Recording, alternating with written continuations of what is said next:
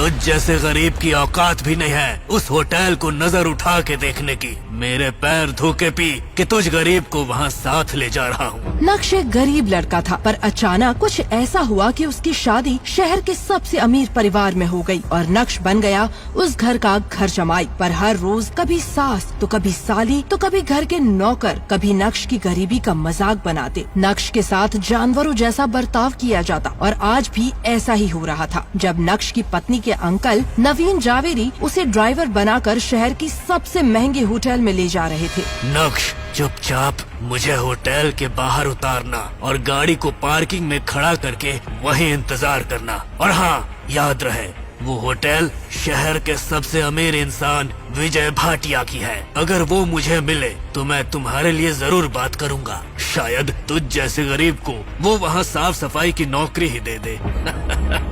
नक्श नवीन अंकल की बातें सुनता रहा, पर उसने पलटकर जवाब नहीं दिया। नवीन ही नहीं बल्कि घर के सभी लोग नक्श के साथ नौकरों जैसा ही बर्ताव किया करते थे। थोड़ी देर में नक्श और नवीन अंकल होटल के बाहर खड़े थे। नवीन अंकल गाड़ी से उतरे और बोले, सुनो, गाड़ी पार्किंग में लगाकर वही मेरा इंतजार करना। ऐसा कहकर नवीन अंकल होटल में चले गए और नक्श गाड़ी लेकर पार्किंग की तरफ बढ़ गया। पर जैसे ही नक्श ने पार्किंग के लिए गाड़ी लगाई, वहाँ सिक्योरिटी गार्ड आ गया। ए फटीचर, यहाँ गाड़ी क्यों लगा रहा है? देख नहीं रहा यहाँ सिर्फ होटल में आने वाले लोग ही गाड़ी लगाते हैं। नक्श के कपड़े और नक्श की हालत इतनी खराब थी कि सिक्योरिटी गार्ड को भी विश्वास नहीं हो रहा था कि कोई इसके साथ इस होटल में आ कैसे सकता है। नक्श ने सिक्योरिटी गार्ड को समझाया, पर नक्श की फटी शर्ट, टूटी चप्पल देखकर सिक्योरिटी गार्ड को विश्वास नहीं हो रहा था। सिक्योरिटी गार्ड ने गुस्से में नक्श की कॉलर पकड़ ली। तभी अचानक पीछे से आवाज आई। ये क्या बदतमीजी है? ये आवाज किसी और की नहीं बल्कि होटल के मालिक और शहर के सबसे अमीर इंसान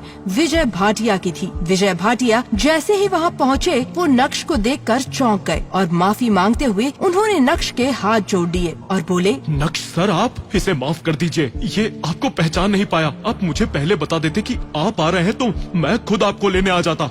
इसे माफ कर दीजिए सर। लाइए, मैं आपकी कार पार्किंग में लगा देता हूँ। ये सब देखकर सिक्योरिटी गार्ड हैरान था कि शहर का सबसे अमीर आदमी इस गरीब को सर क्यों कह रहा है और इसके हाथ क्यों जोड़ रहा है। नक्श ने विजय भाटिया को जवाब दिया, भाटिया जी थैंक यू, मगर अभी मुझे जाना होगा। मैं फिर कभी आराम से आपसे मिलने आऊँगा। ऐसा कहते हुए नक्श वापस होटल के गेट पर पहुँच गया, जहाँ नवीन अंकल उसका इंतजार कर रहे थे। कहाँ मर गया था? जब भी तुझ गरीब को साथ लाता हूँ मेरा कोई काम नहीं होता।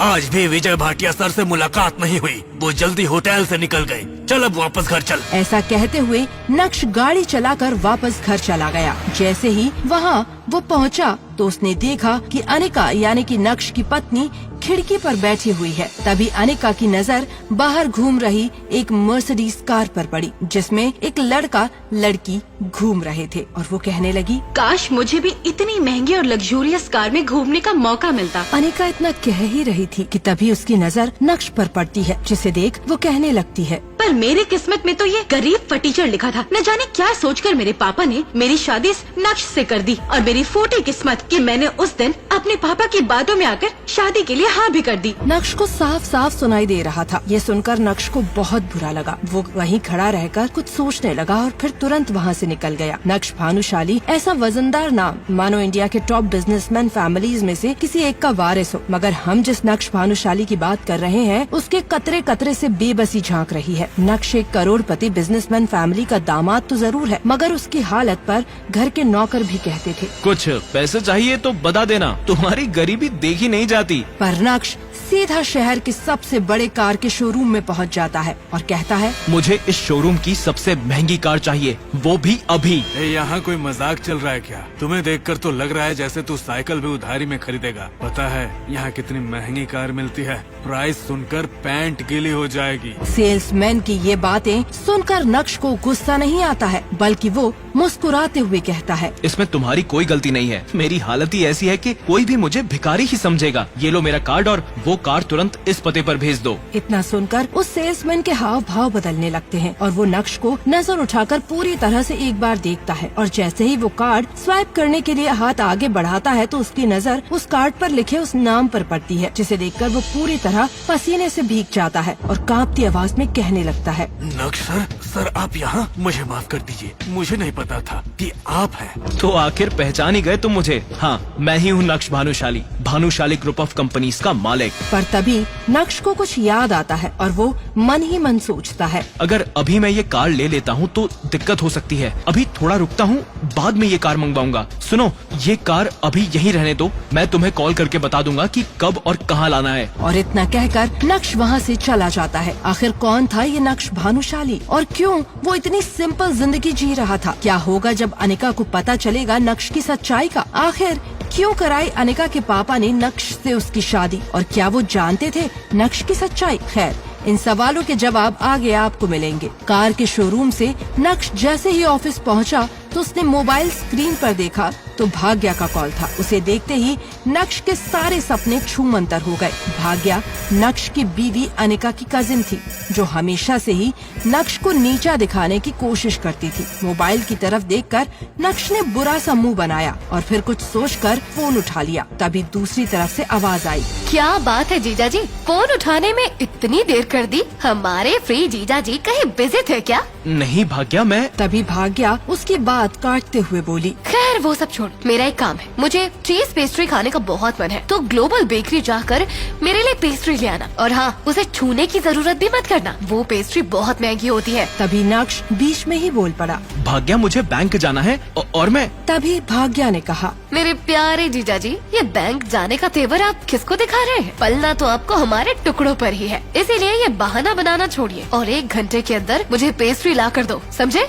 और मैं फिर से आपसे कह रही हूँ, उससे हाथ मत लगाना ना, बॉक्स खोलना, समझे? 1 घंटे के अंदर लेकर मेरे घर पहुँच जाइए, बाय। इतना कहकर भाग्या ने फोन काट दिया। नक्श अपने मोबाइल को इस तरह घूर कर देख रहा था जैसे वो दुनिया की सबसे मनहूस चीज हो। खैर, नक्श ग्लोबल बेकरी पहुंचा, पेस्ट्री ली और वापस घर आ गया। लेकिन यहाँ तो नक्श के लिए एक नई मुसीबत इंतजार कर रही थी। वो जैसे ही घर में घुसा, उसने सामने देखा तो उसकी सास चित्रा अपनी कुछ सहेलियों के साथ रमी पार्टी में बिजी थी। देखो ना चित्रा, आज तुम्हारे यहाँ आते वक्त मेरे चश्मे का ग्लास निकल गया है और मुझे देखने में दिक्कत हो रही है। इस पर चित्रा जी ने मुस्कुराते हुए कहा, तो इसमें टेंशन लेने की क्या बात है? तू पार्टी एंजॉय कर, मैं किसी सर्वेंट से बोलकर सही करवा देती हूँ। जवाब में चित्रा की सहेली ने बुरा सा मुंह बनाया और कहा, अरे नहीं, मेरा ये चश्मा इम्पोर्टेड है, पूरे 2 लाख का लिया था। मैं किसी नौकर पर भरोसा नहीं कर सकती। वैसे भी मैं टूटा चश्मा नहीं पहनती, पर क्या करूँ, घर तो जाना ही है और मुझे देखने में भी दिक्कत हो रही है। जवाब में चित्रा जी मुस्कुराते हुए बोली, अरे नौकर नहीं, बस नौकर से थोड़ा ऊपर है, वो तेरा काम अच्छे से करवा देगा, तुझे चिंता करने की कोई जरूरत नहीं है। नक्श उस तरफ से निकला ही था जब चित्रा जी की नजर उस पर पड़ गई। उन्होंने नक्श को पुकारा। नक्श ने जैसे ही चित्रा की आवाज सुनी वो ठिठक गया। वो समझ गया कि अब कोई न कोई नया बवाल होने वाला है। अरे सुनो नक्श, इनका चश्मा करवा के लाना जरा, और हाँ थोड़ी जल्दी आना, इन्हें निकलना है, समझ गए ना? चित्रा, ये काम दामाद से कह रही हो, ये अच्छा नहीं लग रहा, बुरा मत मानना। हाँ, इतना सुनते ही चित्रा का गुस्सा 7वें आसमान पर था, लेकिन उसने खुद को काबू में कर लिया और उनकी बात बीच में काट कर बोल पड़ी, अरे तुम लोग टेंशन मत लो, ऐसे कामों में इनको बहुत मजा आता है। किसी के पास और कोई काम हो तो बता देना, दामाद है तो क्या हुआ, अब चश्मे का ग्लास ही तो लगवाना है, वैसे भी कुछ करता धरता तो है नहीं। चित्रा की ये बातें सीधा नक्श के दिल पर आकर लगी, मगर अब उसे ये सब हमेशा से ही सुनने की आदत सी हो गई थी। तभी नक्श ने चित्रा जी से कहना चाहा, मगर अभी मैं कुछ काम करके ही वापस। नक्श अपनी बात पूरी कर भी नहीं पाया था कि चित्रा जी ने आंखें दिखाते हुए कहा, बहस नहीं, जल्दी से काम खत्म करके आओ, जुबान ज्यादा चलने लगी है तुम्हारी। वो तो दामाद हो तो थोड़ी इज्जत दे रही हूँ, बेकारी कहीं का। पता नहीं अनिका भी अपने नसीब में क्या लिखवा कर आई है जो उसे ऐसा निठल्ला पति मिला है। चित्रा जी ने जैसे ही अपनी बात पूरी की, उनकी सहेली ने नक्श को अपना ग्लास निकला चश्मा दे दिया। बस ये सही से फिट करवा के लाना और देखना, अच्छी दुकान पर जाना, बहुत महंगा है ये, समझ गए ना? इतना कहकर उसने नक्श का हाथ उठाकर चश्मा उसके हाथों में पकड़ा दिया। नक्श सर झुकाए उस चश्मे की तरफ देखने लगा। न चाहते हुए भी नक्श को ये काम करना पड़ रहा था। उसे जाते देख चित्रा की बाकी 2 सहेलियों ने भी अपने अपने काम पकड़ा दिए। नक्श सबकी बातें सुनता रहा, फिर सामने लगी अनिका की तस्वीर देखकर मन ही मन बोला, इतनी बेइज्जती के बाद भी अगर मैं इस घर में टिका हुआ हूँ तो सिर्फ इसीलिए अनिका, क्योंकि मैं आपको खोना नहीं चाहता। आई लव यू, लेकिन ये सब भी अब ज्यादा दिन नहीं चलने दूंगा मैं। इतना कहकर नक्श बाहर आ गया। वो अपनी बाइक लेकर निकला ही था कि तभी रास्ते में उसके मोबाइल पर उसकी बीवी अनिका का कॉल आ गया। अच्छा सुनो, क्या आप आज मेरे ऑफिस आ सकते हैं? कुछ काम था अर्जेंट। हाँ, मैं अभी आता हूँ। अनिका की ये बात सुनकर नक्श के होठों पर एक स्माइल आ गई और उसकी पूरे दिन की टेंशन जैसे गायब ही हो गई। आज पहली बार अनिका ने उसे ऑफिस बुलाया था। एक वही तो थी जिसकी जिंदगी उसकी मुस्कुराहट थी। वो खुद को जिंदा रखता था। अनिका का चेहरा देखे बिना नक्श को चैन नहीं आता था और उसके मन में होता तो अनिका की हर खुशी के लिए खुद को लाखों बार कुर्बान कर देता। मन ही मन खुश होकर नक्श ने कहा, आज पहली बार आपने मुझे ऑफिस बुलाया है अनिका। मुझे पता था आज नहीं तो कल आपको मुझ पर प्यार जरूर आएगा। इतना सोचकर नक्श ने बाइक स्टार्ट की और अनिका के ऑफिस की तरफ निकल पड़ा। रास्ते में नक्श को मोहनलाल स्वीट्स दिखा, जहाँ की जलेबियाँ अनिका को बचपन से ही बहुत पसंद थी। कुछ सोचकर नक्श ने बाइक रोकी और अपना पर्स निकालकर देखने लगा। उसमें सिर्फ 200 का एक नोट पड़ा हुआ था। उस नोट की तरफ देखते हुए नक्श ने कहा, ओह, 2 ही जोड़ी कपड़े हैं मेरे पास। सोचा था कि टी शर्ट खरीद लूंगा, पर कोई बात नहीं, अनिका से बढ़कर कुछ भी नहीं। उसके लिए उसकी पसंद की जलेबी ले लेता हूँ, अनिका खुश हो जाएगी। और फिर उस पैसे से नक्श ने अनिका के लिए देसी घी की जलेबियाँ खरीद ली।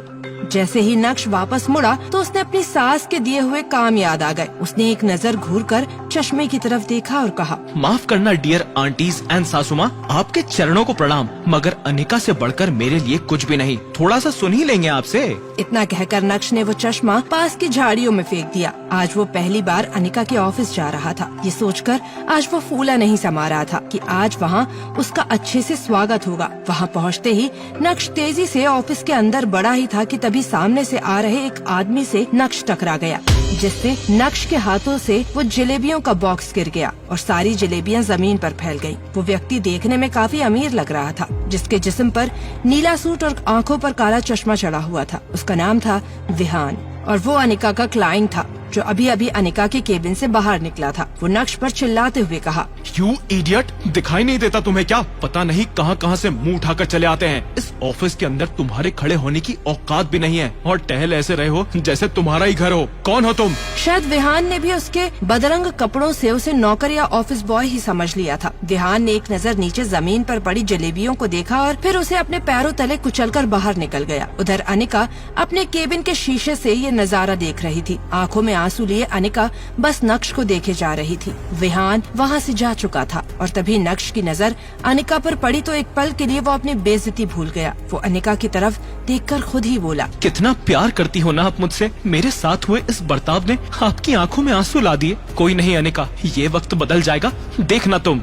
मन ही मन वो सोचते हुए अनिका के केबिन में दाखिल हो गया। अनिका ने आगे बढ़कर शीशे के पास लगे पर्दों को गिरा दिया। वो अनिका की तरफ बढ़ा और उसके आंसू पोंछते हुए बोला, अब जाने भी दो ना अनिका, जो भी हुआ मेरे साथ हुआ और इसमें आपको इतना टेंशन लेने की जरूरत नहीं है। जो बीत गई वो बात गई। नक्श के इतना कहते ही अनिका का गुस्सा भड़क गया। वो चीखते हुए बोली, दूर हटिए मुझसे, आप चले क्यों नहीं जाते मेरी जिंदगी से? नर्क बना रखी है आपने मेरी जिंदगी। नक्श को एकदम झटका सा लगा। वो अनिका से कुछ ऐसा एक्सपेक्ट नहीं कर रहा था। वो खुले मुंह अनिका की तरफ देखता रहा। तभी अनिका आगे बोली, पति नहीं, मेरे पापों की सजा है आप मेरे लिए। आखिर चाहते क्या हो आप? पापा ने मेरी शादी आपसे जबरदस्ती करवाई है और उस गलती की सजा मुझे अब तक मिल रही है। आप मेरे काबिल नहीं थे और आज भी मुझे आपको अपना पति मानते हुए शर्म आती है। आज ड्राइवर नहीं था इसलिए मैंने आपको बुलाया था, मगर मुझे नहीं पता था कि मेरा पति इस काम के लायक भी नहीं है। यहाँ आकर आपने मेरे इतने पुराने क्लाइंट मिस्टर विहान को नाराज कर दिया। अनिका की आंखों में आंसू थे। वो नक्श के सीने पर मुक्का मारते हुए बोली,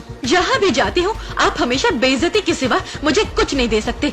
सिर्फ एक बदनुमा धब्बा बनकर रह गए हो आप मेरी जिंदगी पर। इतना कहकर अनिका केबिन के बाहर निकल गई। नक्श उसके पीछे दौड़ा। तभी रास्ते में बिखरी हुई जलेबियां देखकर अनिका ने कहा, और ये सब क्या है? क्यों इतनी गंदगी फैला रखी है यहाँ पर? इसे डस्टबिन में डालो। अनिका ने एक नौकर से कहा और आगे बढ़ गई। विहान अपनी कार में बैठा पहले से अनिका का इंतजार कर रहा था। फिर नक्श के सामने ही अनिका अपने क्लाइंट विहान की कार में बैठी और बिजनेस के सिलसिले में वहाँ से जा चुकी थी। नक्श ने एक नजर अपनी बाइक की तरफ देखा। वही खटारा बाइक जो अब नक्श की जिंदगी का हिस्सा बन चुकी थी। आंखों में आंसू लिए नक्श खुद से ही बोला, कोई बात नहीं अनिका, मुझे पता है कि आप गलत नहीं हो, बस मेरे हालात गलत हैं। मगर मुझे यकीन है कि एक न एक दिन आप मुझे जरूर समझेंगी। मैं आपको दुनिया की सारी खुशियाँ ला कर दूंगा। आप सिर्फ मेरी हो, और इस बात का एहसास आपको होगा। नक्श भी वहाँ से अपनी खटारा बाइक पर शहर की सड़कें नापने निकल गया। रात काफी हो गई थी, वो दुखी था। तभी अचानक ही नक्श का मोबाइल बजा। उसने स्क्रीन पर देखा तो चित्रा जी का फोन था। फोन उठाते ही दूसरी तरफ से आवाज आई। कहाँ रह गए थे तुम? तुम्हें पता है कि तुम्हारी वजह से मेरी सहेलियों के सामने कितनी बेइज्जती हुई है, और ऊपर से तुम्हारा फोन भी नहीं लग रहा था। कहाँ थे इतनी देर तक? नक्श का दिन आज बहुत खराब था। ऊपर से आज उसे सारे दिन उसकी ससुराल में बेइज्जत किया गया था। चित्रा जी का सवाल सुनकर नक्श ने थोड़ी लड़खड़ाती जुबान में कहा, माँ जी, वो मैं अनिका को लेने चला गया था। उसका फोन दो उसे, उसका फोन भी नहीं लग रहा है। इतना सुनते ही नक्श का सारा नशा गायब हो गया। वो चौंक कर अपनी सास चित्रा जी से बोला, मगर अनिका मेरे साथ यहाँ नहीं आई। पर अभी तो तुमने कहा कि तुम उसे लेने गए थे। हाँ, मगर वो अपने किसी क्लाइंट के साथ चली गई थी। नक्श का इतना कहना ही था कि तभी चित्रा जी उस पर चिल्लाते हुए बोली, रात होने को आई है और तुम कह रहे हो कि अनिका अपने किसी क्लाइंट के साथ है। जरूर तुम्ही ने कुछ गड़बड़ की होगी, इसीलिए वो तुम्हारे साथ नहीं आई। अरे एक अच्छे दामाद तो तुम बन ना सके, अब कम से कम अच्छे पति तो बन जाते। ढूंढो उसे जाकर, कहाँ है वो, और मुझे 1 घंटे के अंदर अनिका घर में चाहिए। इतना कहकर चित्रा जी ने फोन काट दिया। नक्श ने अनिका का नंबर डायल किया तो वो नहीं लग रहा था। अब सच में उसे अनिका की फिक्र होने लगी थी। नक्श के बारे में भले ही विहान को नहीं पता था, मगर नक्श विहान के बारे में कई बार अनिका के मुंह से सुन चुका था कि विहान उसका पुराना क्लाइंट है और उसका एक नाइट क्लब भी है। नक्श ने क्लब के सामने ले जाकर अपनी बाइक रोक दी और फिर अंदर दाखिल हो गया। अंदर बेहद ही शोर शराबा था और लोग शराब पीकर नाच रहे थे। नक्श ने चारों तरफ नजरें दौड़ाई, मगर अनिका उसे कहीं भी नजर नहीं आई। कुछ सोचते हुए नक्श क्लब के मैनेजर की तरफ बढ़ा ही था कि तभी बगल से एक कमरे से उसे अनिका की आवाज सुनाई दी। नक्श ने एक झटके से दरवाजा खोला तो उसका मुंह खुला का खुला रह गया। उसके पैरों तले जमीन खिसक गई। नक्श को वहाँ देखते ही वो चिल्लाया। क्या देखा नक्श ने कमरे के अंदर जिसने उसके होश उड़ा दिए? क्या कमरे के अंदर विहान के साथ अनिका ही थी? ऐसा क्या देख लिया था नक्श ने कि वो गुस्से से पागल हो गया? अब क्या करेगा नक्श? जानने के लिए सभी सवालों के जवाब अभी डाउनलोड करें पॉकेट FM और सुने best audio show Insta Empire. Free कहानी सुनने के लिए अभी नीचे दिए गए इंस्टॉल बटन को क्लिक कीजिए और पॉकेट FM डाउनलोड कीजिए।